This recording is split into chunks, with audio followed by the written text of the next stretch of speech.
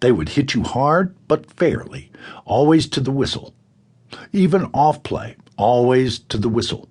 You know that you don't come away empty-handed from working with a man like that. I visited the University of Oregon as a prospective student on a beautiful January day. It was 65 degrees and there wasn't a rain cloud in the sky. I'd left Montana during a blizzard and the temperature was 20 below zero. The Oregon coaches told me everything I wanted to hear. They showed me a depth chart that had me competing for a starting job at strong safety. They took me skiing and to the ocean on the same weekend. My grades, my athletics, and my extracurricular activities earned me a full-ride scholarship offer from the University of Oregon. I could do that math, too. Come the fall of 1980, I was wearing the green and gold of the Oregon Ducks.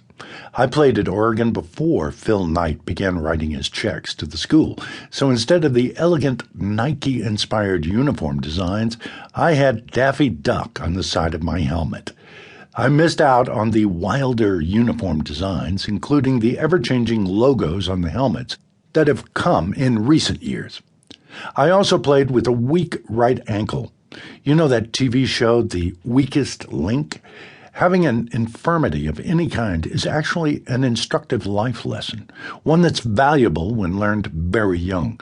First, you lose that false, youthful sense of immortality and invulnerability that many kids have, the kind that, when you are injured, throws you into the shock of depression. Second, you learn to compensate. You can't put a lot of weight on that foot? Then use it more for balance as you shift the big, strong strides to your good side. You have to stop and pivot on it? You learn to use your toes instead of your entire soul. You learn that in hand-to-hand combat, too. It's not just hands you're using. We heard a story about a guy in Korea who lost 2 fingers off his left hand to a bayonet, index and third, just above the knuckles. The wounded soldier's hand continued on in pinning the guy to a tree behind him with those knuckles while he stabbed him with his good hand. That's another truth about sports, combat, or even street fighting. Many people, even those with severe injuries, don't register that wound or blow until the adrenaline has dried up. That's why you learn never to count an adversary out. Oh yeah, that's also true for politics, though I get ahead of myself. Back to college athletics, I was constantly spraining my right ankle, as it had been injured several times. Right before games, I'd get an injection, and at halftime, I'd get a booster shot of xylocaine to numb it. I never had the time or the inclination to slow down enough to let it heal properly. This particular football memento still bothers me from time to time, although I suspect the 900 parachute jumps I did while in the SEALs, many in darkness and or halo or high-altitude low opening, did not help it heal either. Nobody's going to be shocked to hear that football in what was then the Pacific 10, Pac-10 conference and is now the Pac-12, welcome aboard. University of Colorado and University of Utah is a completely separate beast from high school football. First, the priorities are different.